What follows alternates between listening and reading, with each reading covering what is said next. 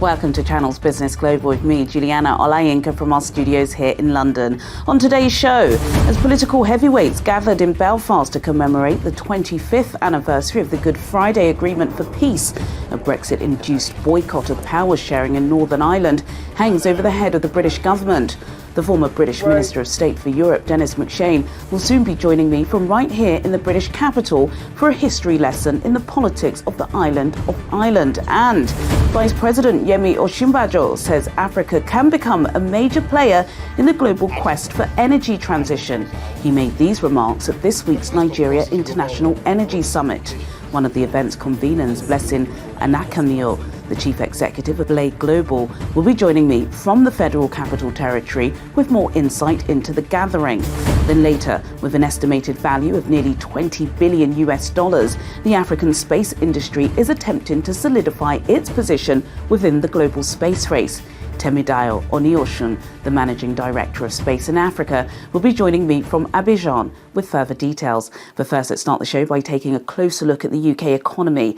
Official data released on Wednesday showed that the consumer price inflation was at 10.1% in March, higher than the 9.9% forecast by economists. Food prices remain stubbornly high and continue to rise across Europe.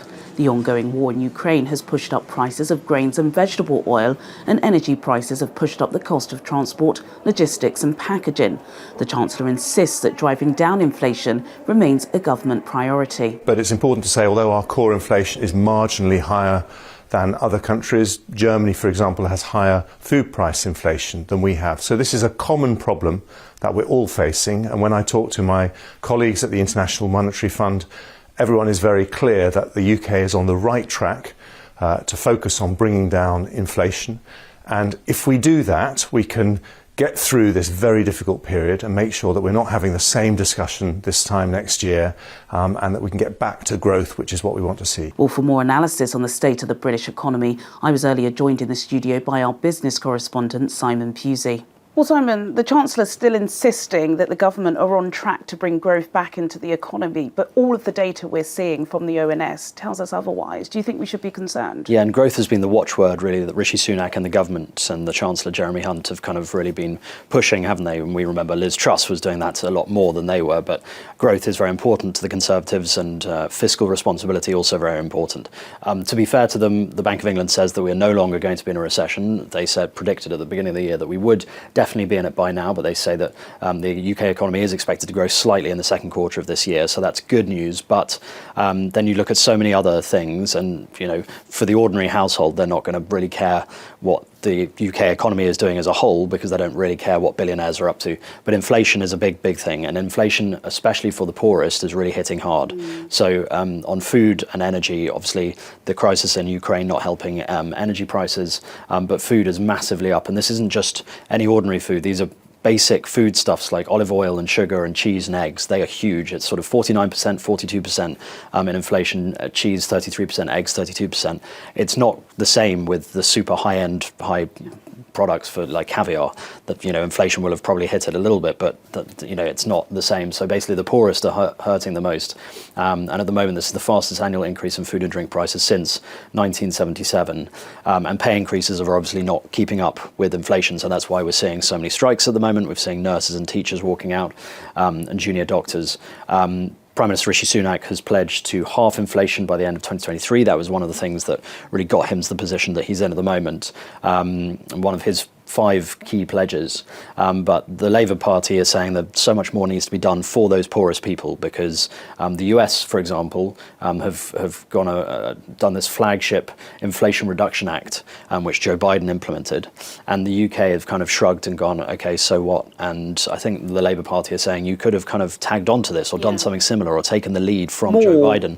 Exactly, because it's a problem in the US, but it's a much bigger problem here because of also we've got Brexit and the issues that has thrown up in terms of trade and in terms of the economy struggling on another front as well, because we've lost our biggest trading partner.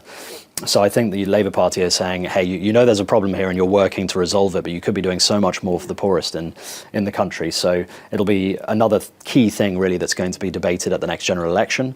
I think getting inflation down is important, but it's not so important in terms of if the poorest aren't feeling, you can get inflation to where you want it to be, but the poorest can still lose out because inflation is massive for those foodstuffs that I mentioned earlier. So I think the Labour Party have got a really good opportunity there to point to that, and the Conservatives need to do their best to try and even things out. They talk about levelling up. Well, this is a great opportunity to try and do that with the poorest in our society.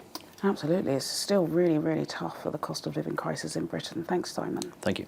To other news now, the British Prime Minister Rishi Sunak has used his keynote speech marking 25 years since the Good Friday Agreement to urge unionist politicians to return to Stormont. In protest at Boris Johnson's Brexit deal, Northern Ireland's Democratic Unionist Party has refused to return to power sharing.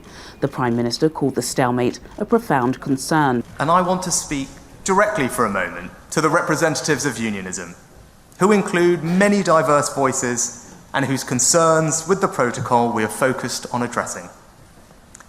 I urge you to work with us to get Stormont up and running again. That's the right thing to do in its own terms, and I'm convinced it's also the right thing to do for our union. Now, I'm a proud unionist. We passionately believe that Northern Ireland is stronger within the United Kingdom, and the United Kingdom is stronger with Northern Ireland within it. But we must also build support beyond those of us who already identify as unionists. To do that, we have to show that devolved government within the United Kingdom works for Northern Ireland. Well, for more on this, I'm now being joined by the former British Minister of State for Europe, Denis McShane. Denis joins me from right here in the British capital. Denis McShane, it's always a pleasure to have you on Channel's Business Global. Considering your portfolio of appointments in the past, I think it's best that we find out from you what is exactly the Good Friday Agreement and what does it mean today? It's literally unbelievable. Just 25 years ago, Britain had still been racked by nearly 25 years of a kind of mini civil war in Ireland, with bombs exploding in Britain, soldiers being killed, innocent people being killed. And then Tony Blair came along and said, enough is enough. Other prime ministers had worked on it. It's not exclusively him, but he made the last concessions and nudged the different parties to peace. And since then, one or two very small, extreme violent acts, Ireland has been at peace. Britain has been at peace with Ireland. So it was a small miracle at the end of the last century. Help of America, help of the European Union. And people rightly are celebrating its 25th anniversary. Absolutely. There have been a series of events kicked off last week by the visit of US President Joe Biden. It was hyped up, but then was quickly hyped down because of some of the tensions that still remain between the North and the South. And we know that his allegiance, even though he says it's not, is probably to the Republic. What are some of the challenges that are ongoing, which were, of course, referred to by Sir Tony Blair and Bill Clinton and, of course, Rishi Sunak this week? A gentle word of warning coming from an Irish background. I could be an Irish national citizen if I wanted to. The majority of people in the 6 counties, there are 4 provinces of Ireland, Ulster, Leinster, Munster and Galway. The province in the north, Ulster, 6 counties of it were kept by English supremacist Protestants in 1920 when Ireland won its independence. And there's been permanent tension ever since. And Joe Biden, I've talked to him about this. Yeah, of course he plays his Irish roots. So did John F. Kennedy. So does any American who's got any connection with Ireland. But it is of the highest importance to Washington that Britain, its ally, and Ireland, its friend and ally, are at peace. So the tensions roll on because there are a small number of people, mainly on the so-called Protestant identity side, who refuse to accept power sharing now. I also want to stress that there are people on the Republican nationalist side who are marching and throwing petrol bombs at cars and still remain wedded to violence. So let's be quite clear, it's not all one-sided.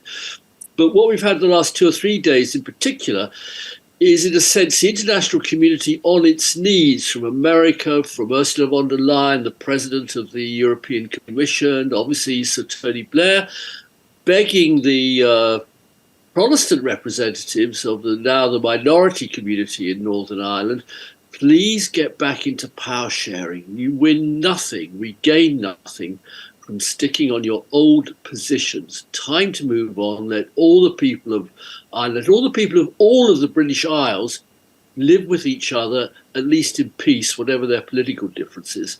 And by best way of doing that is re-entering the Northern Ireland Assembly, the big Parliament building of Stormont.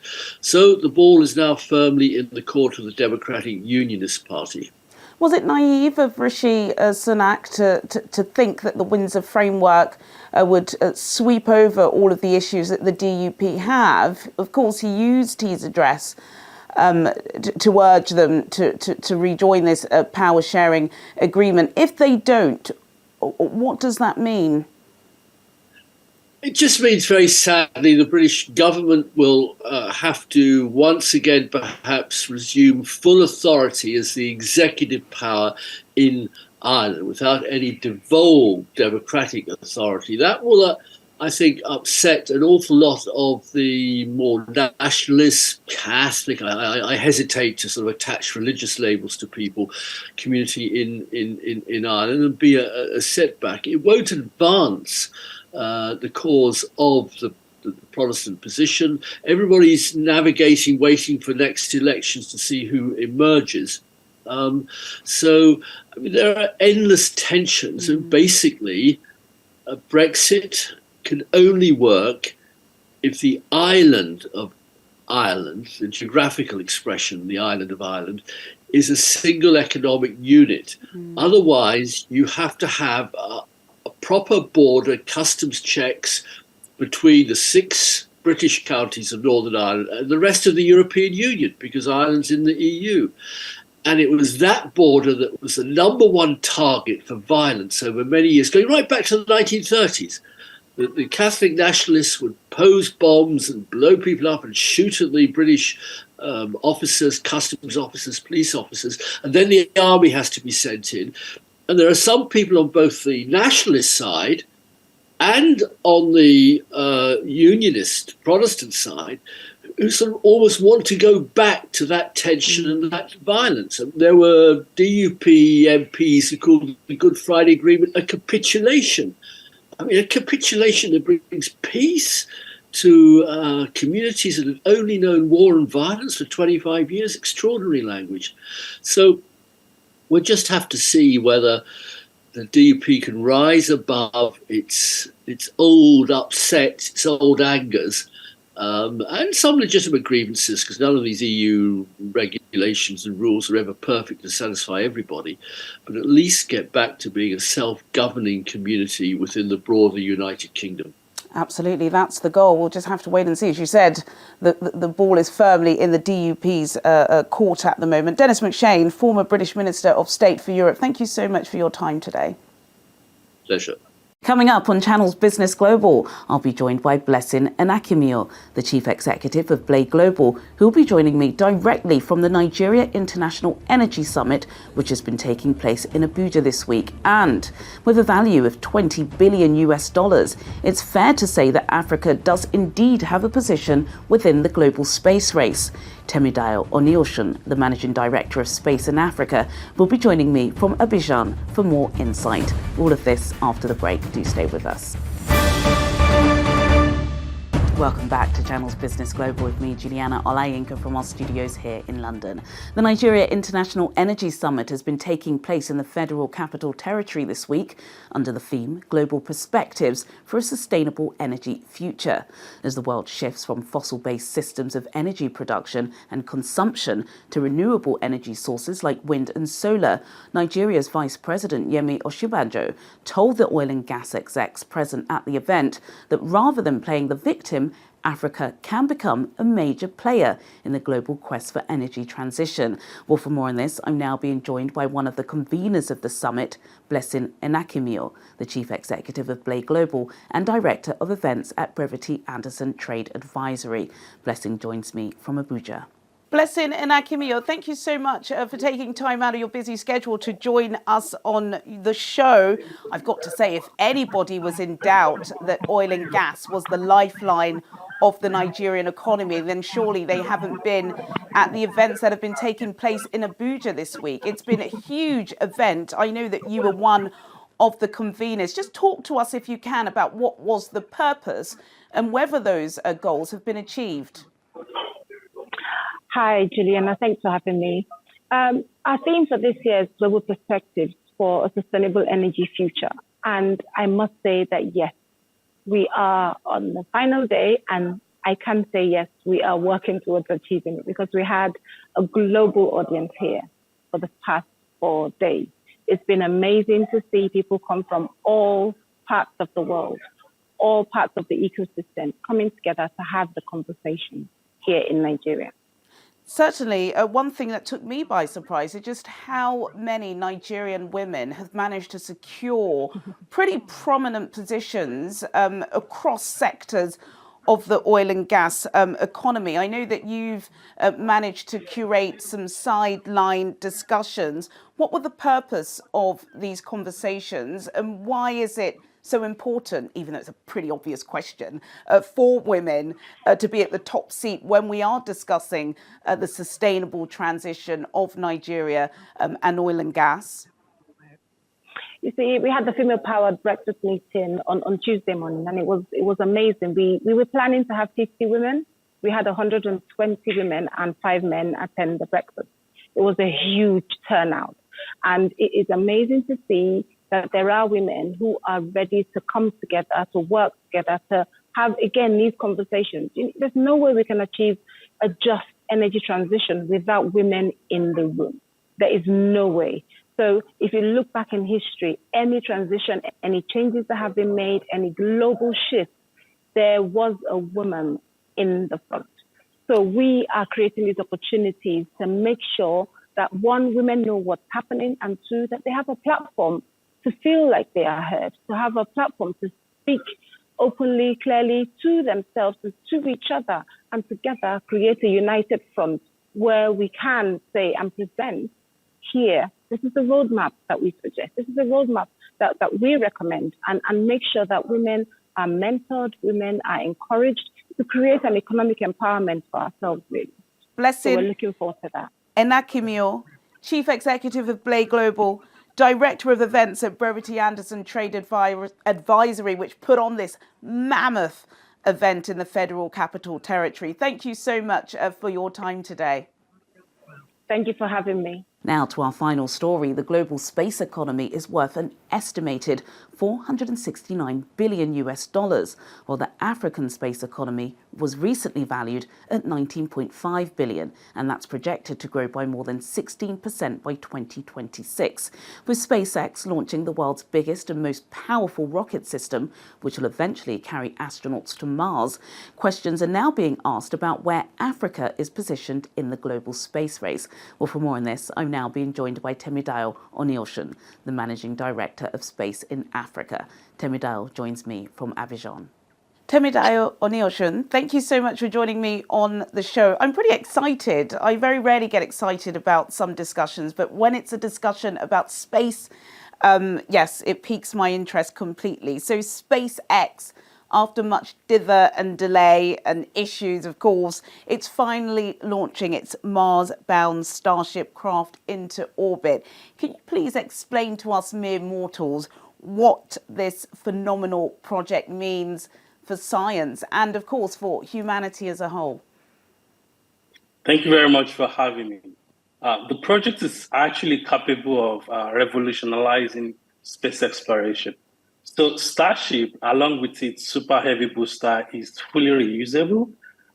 This is the tallest rocket ever built, and the booster's 33 engine will produce more thrust than any rocket we've ever had. Elon Musk's mission for Starship is to eventually take people to Mars, and the company has also received some contract from NASA to fly astronauts for its Artemis program to the surface of the moon using a version of this particular rocket. Now, a major impact of this project is how it will reduce the cost of space travel.